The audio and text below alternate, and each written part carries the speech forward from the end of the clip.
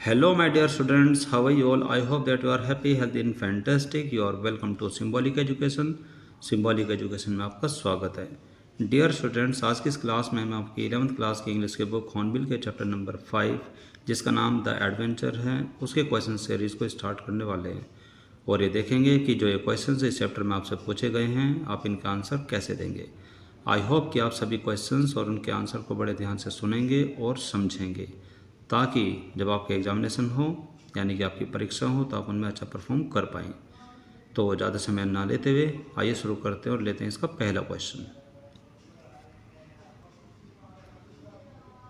तो dear students, जो इसका पहला क्वेश्चन है वो आपके लिए दिया गया है अंडरस्टैंडिंग द टेक्स्ट सीरीज़ में, जिसमें जो पहला पॉइंट है इसमें आपसे पूछा गया है कि tick the statement that are true, यानी कि उन सभी कथन के आगे आप टिक मार्क कीजिए या फिर कोई शब्द लिखिए ट्रू या फॉल्स, जो सही है. तो जिसमें पहला पॉइंट है वो है कि the story is an account of real event, यानी कि जो ये स्टोरी है यह सत्य घटनाओं पर आधारित है. तो ये है रॉन्ग, यानी कि ये सच नहीं, ये सिर्फ एक काल्पनिक कहानी थी. आगे इसमें लिखा कि the story is हिंग्स on a particular historical events, यानी कि जो ये स्टोरी है ये इतिहास के किसी विशेष घटना पर आधारित है. ऐसा भी नहीं है, ये कुछ अन्य चीज़ों पर भी आधारित आपके सामने आई अगर आप इसको बड़े ध्यान से पढ़ते हैं तो. और जो तीसरा पॉइंट है वो है कि Rajendra Deshpande was an historian, कि राजेंद्र देशपांडे एक इतिहासकार है. ऐसा भी नहीं है कि राजेंद्र देशपांडे वो इतिहासकार नहीं है इसमें. फोर्थ पॉइंट में आपसे पूछा गया कि the places mentioned in the story are all imaginary, यानी जो इसमें घटनाएं और जो जगह के जो नाम इसमें लिखे गए हैं वो काल्पनिक है, कि ऐसा भी नहीं है. लेकिन इसमें जब आप इसमें पढ़ते हैं कि जो घटनाएं हैं और जो जगह के जो नाम हैं वो सच हैं, और इसी वजह से ये पॉइंट है फॉल्स. फोर्थ पॉइंट के बाद है आपके सामने फिफ्थ पॉइंट, जिसमें आपसे पूछा गया कि the story tries to relate history to science, यानी जो ये कहानी है ये इतिहास को साइंस से जोड़ने की कोशिश करती है. तो ये बात सही है, तो इसके लिए आप उसमें लिखेंगे ट्रू. अब हम लेते हैं इसका नेक्स्ट क्वेश्चन, और आगे इसमें पॉइंट नंबर 2, जिसमें आपसे पूछा गया कि briefly explain the following statement from the text, यानी कि इस चैप्टर में कुछ और भी कथन आपके सामने लिखे गए हैं, उन सभी को आपको संक्षेप में समझाना है, एक्सप्लेन करना है, यानी कि उनकी व्याख्या करनी है. तो जो इसमें पहला क्वेश्चन वो है कि जिसमें आपसे पूछा गया कि you neither travel to the past nor the future, यानी कि आपने ना ही पास्ट की यानी कि अतीत की यात्रा की है, ना ही आपने भविष्य की यात्रा की है. You are in the present experiencing a different world, यानी कि आप वर्तमान में रहकर ही एक अन्य दुनिया के बारे में अनुभव ले रहे थे. तो इसके आंसर में आप लिखते हैं कि the professor makes a transition from one world to another world, यानी कि जो इसमें प्रोफेसर गायतोंडे होते हैं वह एक दुनिया से दूसरी दुनिया में प्रवेश कर जाते हैं एंड बैक अगेन, और फिर वो वापस आ जाते हैं. It so happen that after, यानी कि यह तब होता है that after colliding with the truck, कि जब उनकी टक्कर किसी ट्रक से हो जाती तो उसके बाद ये सब घटना उनके साथ होती है. ही बिकम्स अनकॉन्शियस, वह बेहोश हो जाते हैं. एंड देन, और उसके बाद he is able to experience two world, और उसके बाद वह दो प्रकार की दुनिया को अनुभव करने के योग्य हो जाते हैं. दो यद्यपि ओनली एट अ टाइम, सिर्फ एक ही समय पर, एक समय वो होता है कि that one he lives in the present, कि वो वर्तमान में रहते हैं. एंड द अदर, और दूसरी दुनिया वह होती है ही स्पेंड्स हिज 2 days, यानी कि जहाँ पर वो अपने 2 दिन बिताते हैं. तो इस प्रकार से ट्रक से टक्कर लगने के बाद जब वो बेहोश हो जाते हैं तो उसके बाद उनके पास एक ऐसी योग्यता आ जाती है कि जिससे कि वो दो प्रकार की दुनिया का अनुभव कर सकते हैं. एक दुनिया में तो वो 2 दिन के लिए कहीं घूम करके आते हैं, और दूसरी दुनिया में वो वर्तमान में ही रहते हैं. अब इसके बाद है क्वेश्चन नंबर 2, जिसमें आपसे पूछा गया कि you have pass through a fantastic experience, कि आप एक प्रकार के असंयमित अनुभव से होकर के गुजरे हैं. तो इसका आंसर में आप लिखते हैं कि राजेंद्र वांट्स टू एक्सप्लेन, कि राजेंद्र समझाना चाहते हैं प्रोफेसर गायतोंडे को राजेंद्र समझाना चाहते हैं through two scientific theory catastrophe and quantum, यानी कि 2 प्रकार के वैज्ञानिक सिद्धांतों के द्वारा राजेंद्र प्रोफेसर गायतोंडे को समझाना चाहते हैं. अकॉर्डिंग टू हिम, उनके अनुसार professor was badly treated at the Azad Maidan speech collided with the truck. Okay, यानी कि उनके अनुसार कि प्रोफेसर गायतोंडे के साथ बहुत ही बुरा व्यवहार होता है आज़ाद मैदान स्पीच के समय, और कोलाइडेड विद द ट्रक, और वो ट्रक से भी टकरा जाते हैं। It is a catastrophe experience, कि यह बहुत ही कैटास्ट्रॉफ एक्सपीरियंस है, यानी कि विनाशकारी अनुभव है। आफ्टर द कोलिशन, उस टक्कर के बाद ही वॉज अनकॉन्शियस, वह बेहोश हो जाते हैं। फॉर 2 days, 2 दिन के लिए। Which took him to another world, जो कि उनको दूसरी दुनिया में ले जाती है। लिविंग इन द प्रेजेंट, वर्तमान में रहते हुए। That is a quantum theory, वह विज्ञान का क्वांटम थ्योरी यानी कि परमाणु सिद्धांत है। अब हम लेते हैं इसका क्वेश्चन नंबर 3। क्वेश्चन नंबर 3 में आपसे पूछा गया कि Gangadhar Pant could not help comparing the country he new with what he was witnessing around him, यानी कि जब गंगाधर लाइब्रेरी में बैठ करके उन किताबों को पढ़ रहे थे तो उससे संबंधित एक कथन आपके सामने है, जिसके बारे में आपको इसमें आंसर देना है कि Gangadhar could not help comparing the country he knew, यानी कि गंगाधर अपने आप को रोक नहीं पाते, तुलना करने से रोक नहीं पाते हैं कि उस संसार को जिसको वो जानते हैं, विद व्हाट, उस संसार से, he was witnessing around him, की जो कि उसके चारों ओर चल रहा है। तो इसका आंसर में आप लिखते हैं कि Gangadhar Pant faces 2 different form of the same reality, यानी कि एक ही जैसी वास्तविकता के गंगाधर पंत ने 2 प्रकार के स्वरूप को फेस किया, उनका सामना किया, उनका अनुभव किया। One from presented to him is of the country he knew, यानी कि उनमें से एक तो उनके सामने ये प्रकट करता है उस देश को, उस दुनिया को जिसको वो जानते हैं। And this country is India, और यह देश भारत है। आगे इसमें लिखा है कि the battle of Panipat was fought in 1761 ended with the defeat of the Maratha, यानी जो पानीपत की जो लड़ाई होती हैं, जो कि सन 1761 में लड़ी गई थी, उसका अंत होता है with the defeat of Maratha, यानी कि मराठा के हार के साथ उसका अंत होता है, जिसमें मराठा हार जाते हैं।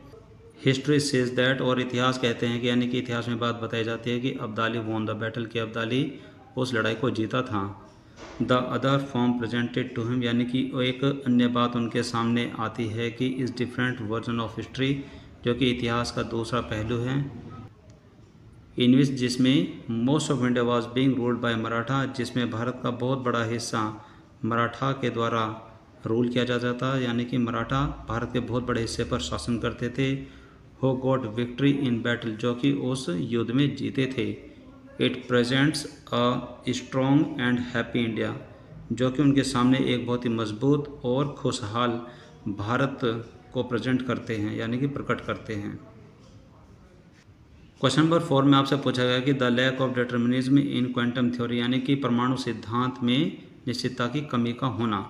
तो इसका आंसर में आप लिखते हैं कि there is a lack of determinism in quantum theory, यानी कि परमाणु सिद्धांत में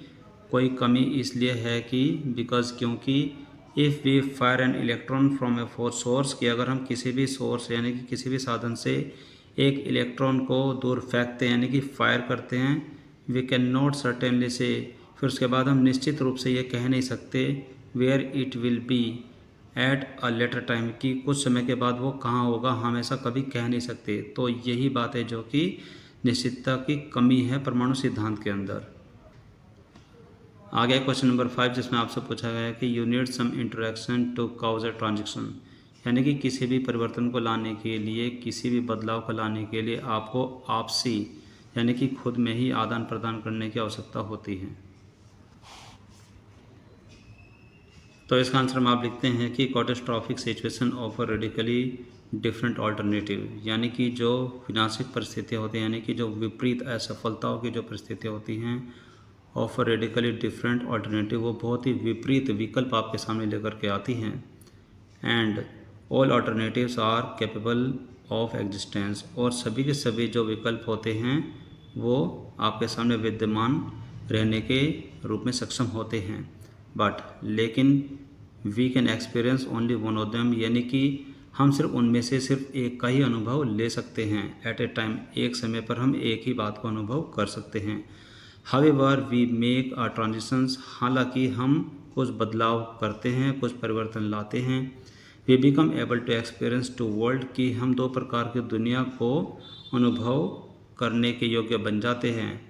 now to cause a transition, अब एक बदलाव लाने के लिए वी नीड सम इंटरेक्शन, कि हमें पारस्परिक आदान प्रदान यानी कि पारस्परिक कुछ विचार विमर्श की आवश्यकता होती है।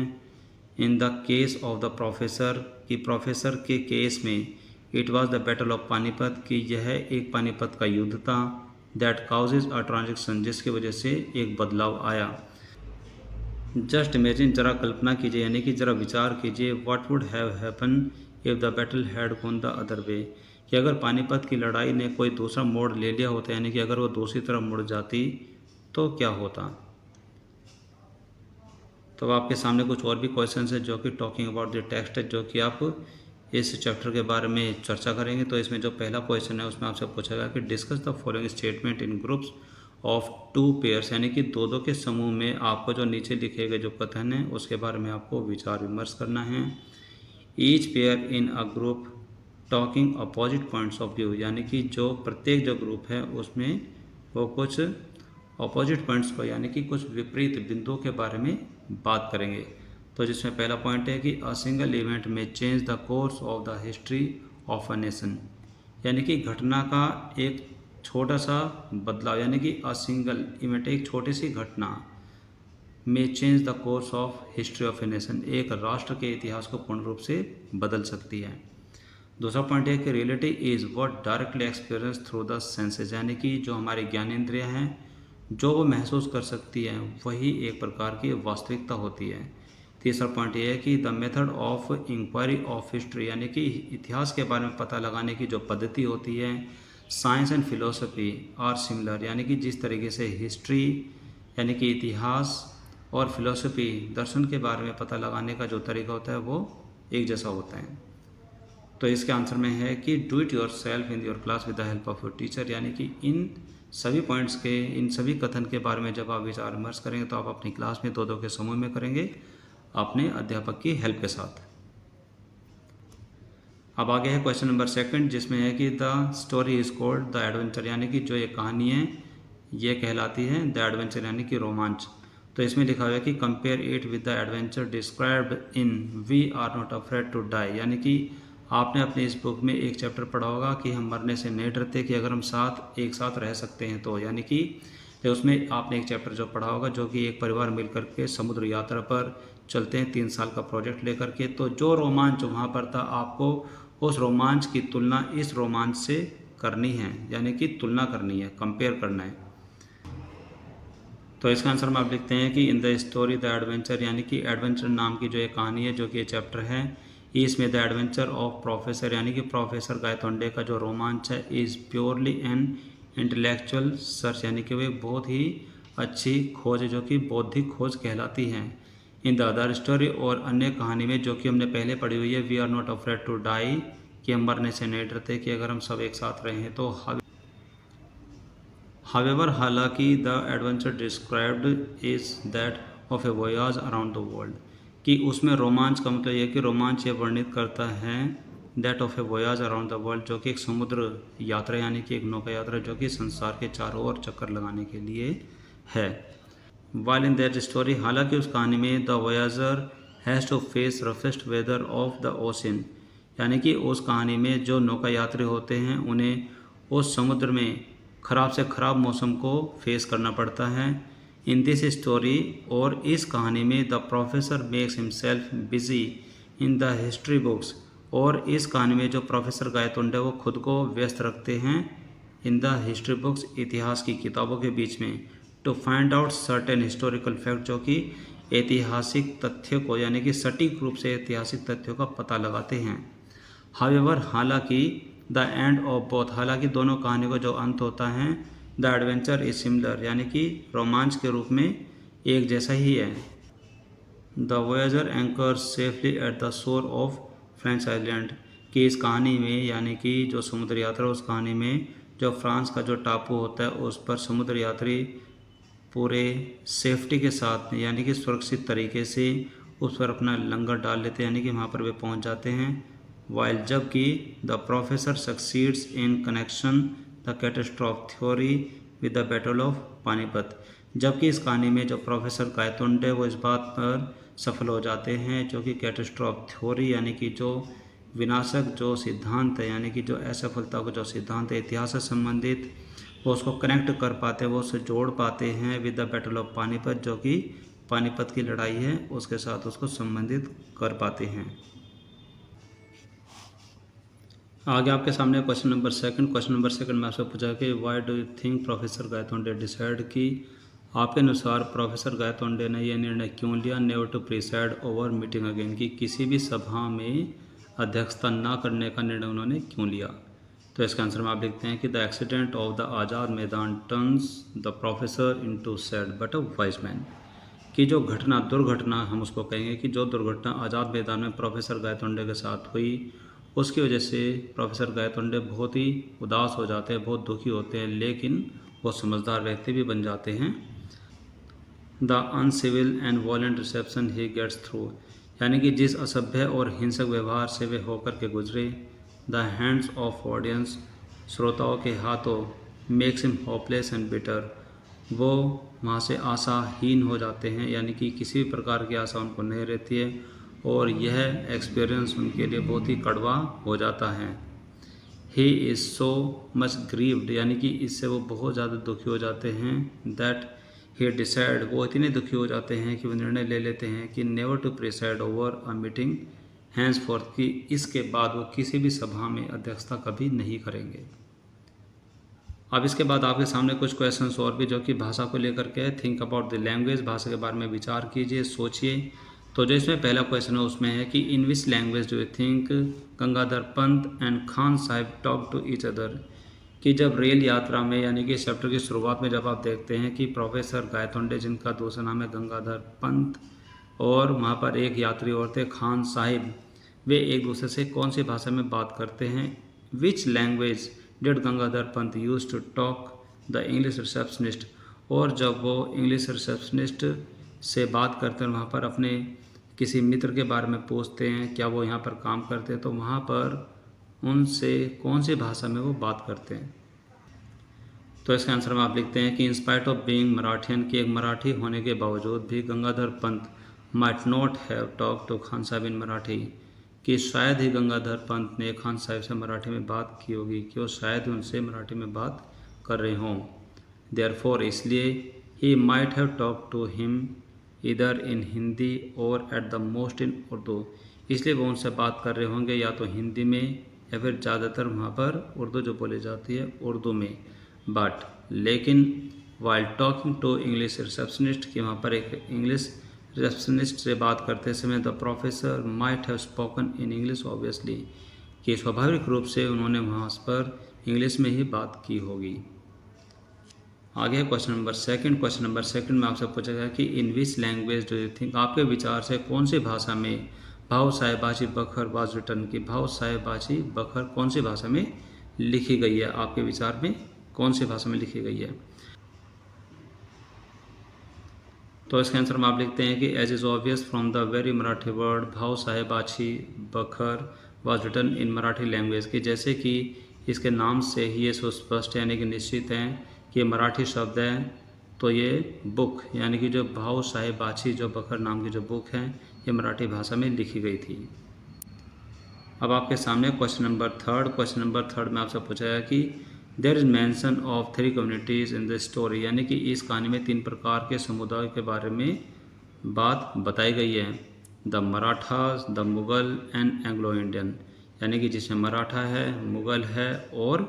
भारतीय अंग्रेज हैं। Which language do you think they use, आपके अनुसार वे कौन सी भाषा प्रयोग करते थे विद इन देयर कम्युनिटी, अपने अपने समुदाय में, and while speaking to other group, और अन्य समुदाय से बात करते हुए कौन सी भाषा का प्रयोग करते थे। तो इसका आंसर में आप लिखते हैं कि Maratha use to speak Marathi with in their community, की अपने समुदाय से बात करते हुए मराठी जो लोग थे यानी कि मराठा अपने समुदाय से बात करते हुए मराठी भाषा में बात करते थे, एंड और Hindi and English to speak to other groups, और अन्य किसी समुदाय से अन्य किसी समूह से बात करने के लिए वो हिंदी और इंग्लिश भाषा का प्रयोग करते थे।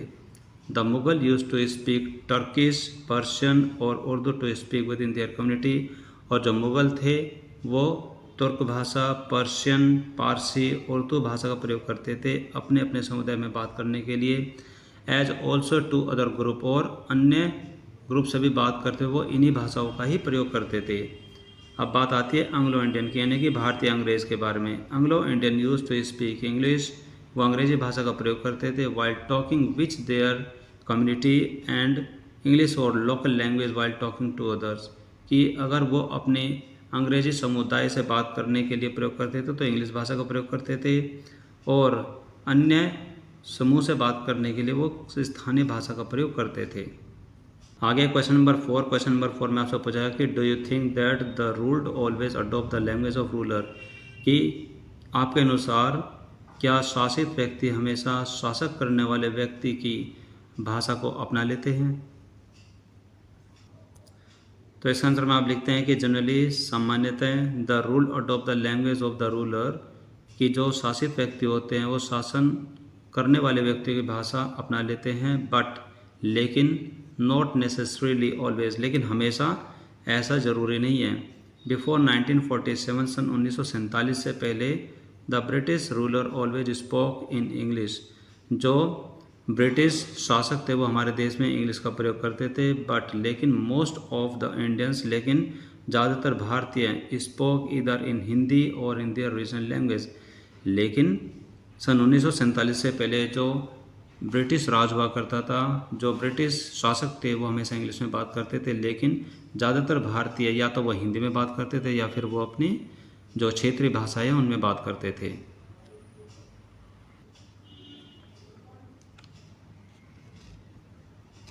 सो माय डियर स्टूडेंट्स, ये क्वेश्चन आंसर आपके इस चैप्टर से जुड़े हुए हैं, जो कि आपके 11th क्लास के इंग्लिश की बुक हॉर्नबिल के चैप्टर नंबर 5 से हैं, जिसका नाम है द एडवेंचर। आई होप कि आपने अपने सभी क्वेश्चंस को और उनके आंसर को बड़े ध्यान से सुना होगा और उनको समझने की कोशिश की होगी, और साथ साथ आपने अपनी इंग्लिश को भी इम्प्रूव करने की कोशिश की होगी। तो आज की क्लास में सिर्फ इतना ही। This is all for now for today's class. अब मिलेंगे हमारी अगली क्लास में with a new chapter, with a new topic. Till then, take care. Bye bye. Have a nice day.